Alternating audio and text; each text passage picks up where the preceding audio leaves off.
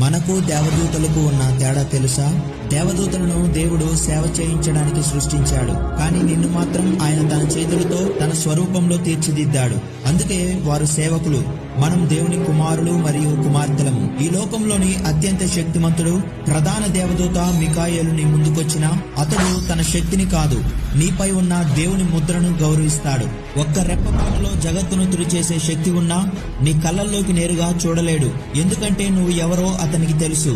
నువ్వు దేవుని రక్తంతో ముద్రించబడిన రాజాదిరాజు కుమారుడివి.